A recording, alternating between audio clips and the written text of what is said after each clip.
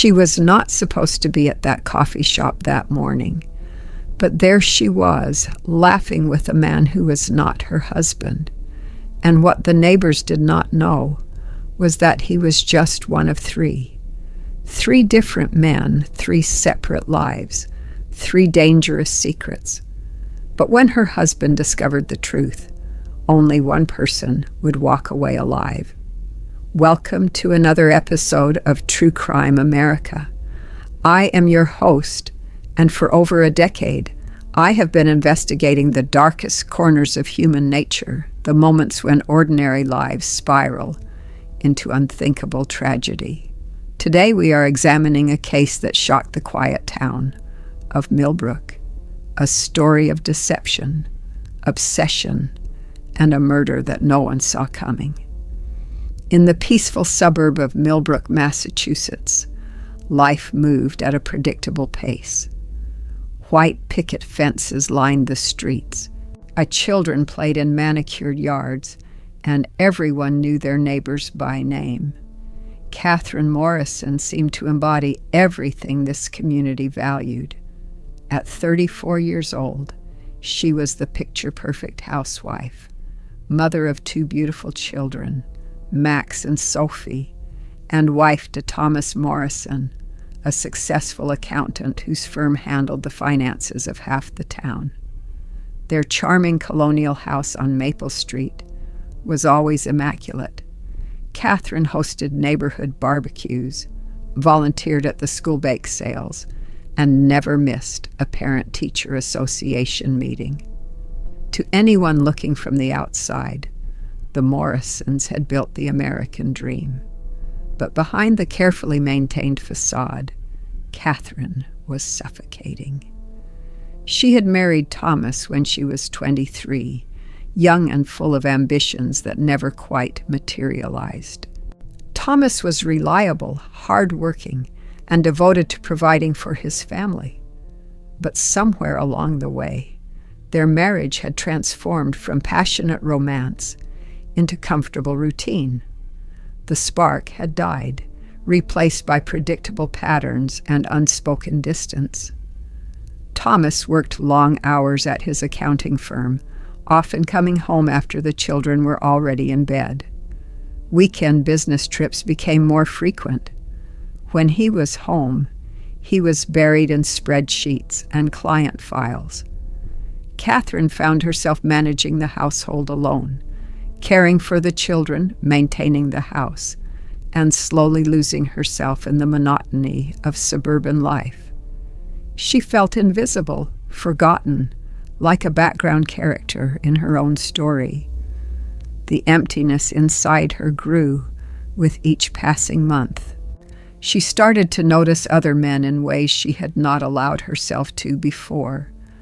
A lingering glance here, a harmless compliment there.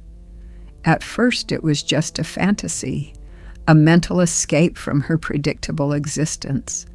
But fantasies, Katherine would soon learn, have a way of becoming reality when you stop resisting them.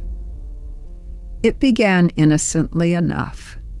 Katherine met Marcus Davidson at an art gallery in downtown Boston. She had driven into the city with her friend Jennifer for a rare afternoon away from Millbrook. Marcus was an artist, 41 years old, with paint-stained hands and an easy smile. He noticed her staring at one of his paintings, a chaotic swirl of colors that somehow felt alive. They talked for hours that day. Marcus listened to her in a way Thomas had not in years. He asked about her thoughts, her dreams, and the things she cared about beyond grocery lists and carpool schedules. When he suggested they meet for coffee the following week, Katherine said yes before she could talk herself out of it. Their affair started slowly. Coffee meetings turned into long walks through the city. Conversations deepened into confessions. Marcus made her feel seen again, appreciated for more than her ability to manage a household. With him, she was not just Katherine Morrison, suburban housewife. She was Katherine, a woman with thoughts and desires and a life beyond Millbrook. But Marcus alone could not fill the void inside her. After a few months, Katherine met Daniel Cross at the gym she had recently joined. Daniel was a personal trainer, 29 years old, with the kind of confidence that comes from knowing you turn heads when you walk into a room. Then he was younger than her, energetic, full of life. He made her feel desirable in a way she had not felt in years. Daniel did not know about Marcus. Their relationship was physical, thrilling, a complete escape from her everyday reality. Where Marcus fed her emotional needs, Daniel awakened something more primal. She told herself she could manage both, keep them separate, maintain control.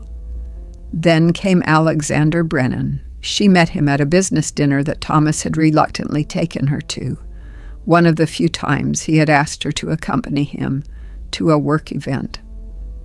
Alexander was a successful real estate developer, 47 years old, recently divorced, and everything Thomas was not.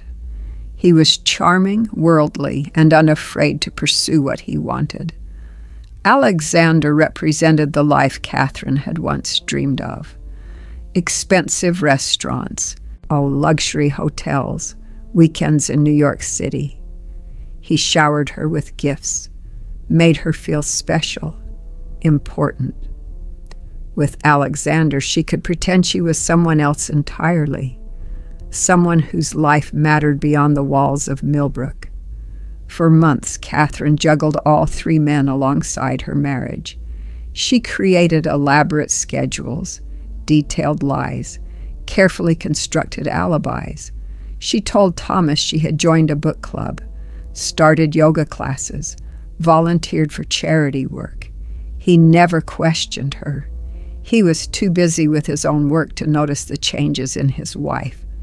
But lies, no matter how carefully crafted, have a way of unraveling. And the first crack in Katherine's perfect deception came from the most unlikely source. Thomas had always trusted her completely, never suspecting that his wife could betray him. But small inconsistencies began to pile up. She was gone more often. She seemed distracted during the rare moments they spent together. Her phone was always face down, always on silent. One afternoon, Thomas came home early from work with a migraine. He needed to use their shared laptop to review some documents. When he opened it, a notification popped up on the screen. It was a message from Alexander, intimate and unmistakable in its meaning. Thomas felt his world tilt on its axis. At first, he tried to rationalize it. Maybe it was a misunderstanding. Maybe there was an explanation. But as he scrolled through Katherine's messages, the truth became undeniable. His wife was having an affair. And as he dug deeper, searching through deleted messages and hidden folders, he discovered it was not just one affair. It was three. And the betrayal hit him like a physical blow. Thomas Morrison, the dependable accountant who had built his entire life around his family, had been living a lie.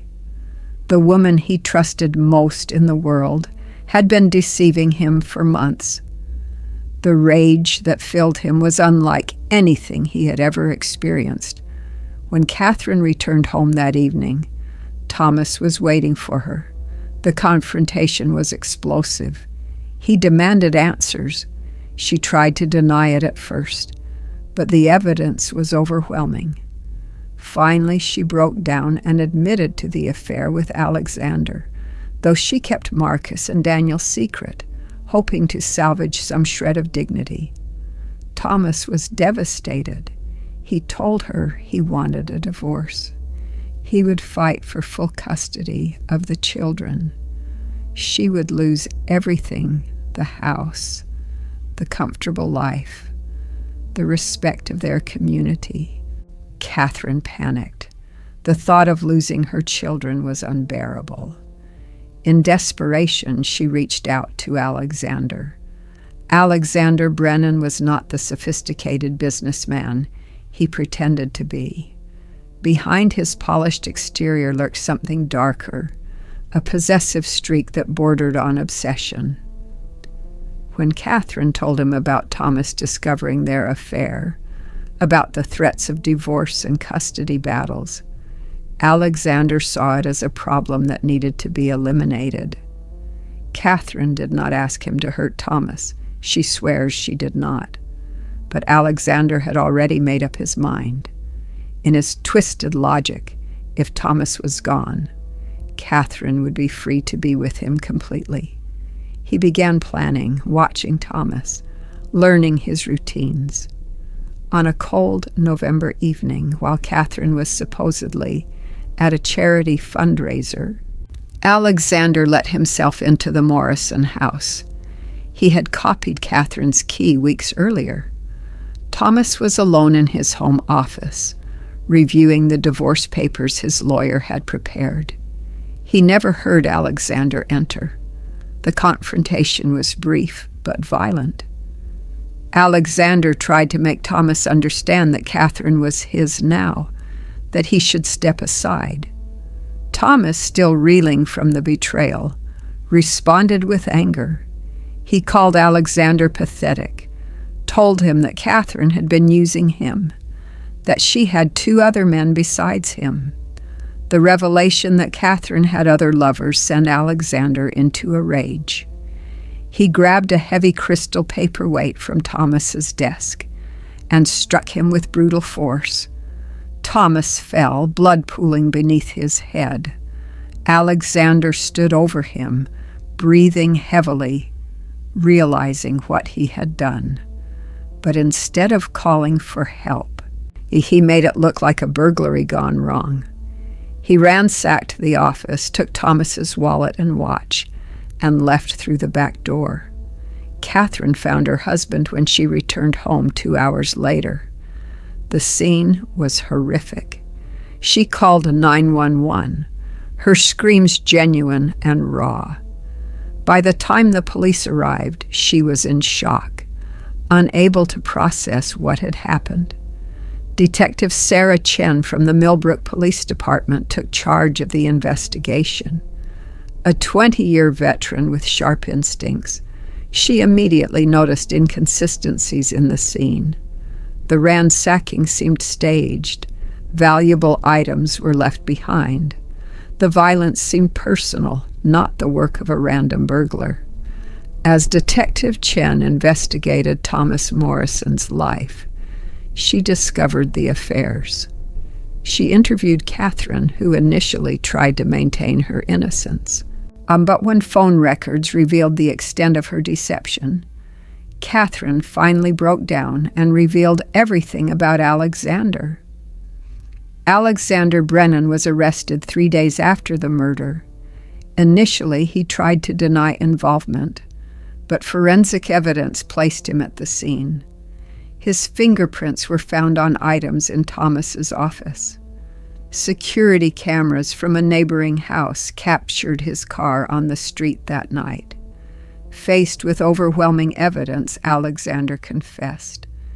In his confession, Alexander claimed he had done it for Katherine, that he loved her and wanted to free her from her marriage. But Katherine immediately distanced herself from him. She testified that she had never asked him to hurt Thomas, that she was horrified by what he had done. The trial became a media sensation. The story had everything: suburban secrets, multiple affairs, a violent murder. Katherine was portrayed as both victim and villain, a woman whose selfish choices had set a deadly chain of events in motion. Alexander Brennan was convicted of first-degree murder and sentenced to life in prison without the possibility of parole. Katherine was never charged with any crime related to Thomas's death, but she lost everything anyway. The court granted custody of Max and Sophie to Thomas's parents. The community she had once charmed now shunned her. She was forced to leave Millbrook, her reputation destroyed. Marcus and Daniel, the other two men in her life, disappeared when the scandal broke. Neither wanted any association with the case. They had been unknowing players in Katherine's game, and they wanted nothing more than to forget her. And the case of Katherine Morrison remains a cautionary tale in Millbrook. The white picket fences still line the streets. Children still play in the yards. But everyone remembers the woman who seemed perfect and the secrets that destroyed her family. Her story serves as a stark reminder that behind any facade, darkness can lurk, and that choices made in moments of weakness can lead to consequences no one can control. Katherine tried to rebuild her life in a different state under a different name, but the weight of what happened never left her. She lost her husband, her children, her home, and her identity. Alexander sits in prison, convinced he acted out of love, unable to comprehend that his obsession led to murder. In the end, Katherine Morrison searched for something more, for passion and excitement beyond her suburban routine. It cost her everything. What started as harmless flirtation escalated into deception, betrayal, and ultimately tragedy. She had wanted to feel alive again, to matter, to be more than just a housewife in Millbrook. Instead, she became the woman at the center of one of the most shocking crimes the town had ever seen. The story of Katherine Morrison is a reminder that the choices we make, especially those born from selfishness and deception, ripple outward in ways we cannot predict. One affair might have been forgiven. 3 affairs created a web of lies too complex to maintain. And when that web finally collapsed, it brought death and destruction with it. Today, the Morrison house on Maple Street stands empty, a monument to broken trust and shattered lives. So the neighbors who once envied Katherine's perfect life now whisper about it as a warning. Because in Millbrook, Massachusetts, everyone learned that perfection is often just an illusion, and that behind the most beautiful facades can hide the darkest secrets. If this story left you speechless, you are not alone. Cases like Katherine Morrison's remind us that true crime is not just about the sensational headlines. It is about real people making devastating choices that change lives forever. What makes this case particularly haunting is how ordinary it began. A dissatisfied wife, a distant husband, a few seemingly harmless flirtations. But each small decision led to the next, building a foundation of lies that could only end in tragedy. Did you find this case as shocking as I did? What do you think drives someone to juggle such dangerous deceptions? Drop your thoughts in the comments below. I read every single one, and your insights often open my eyes to angles I had not considered.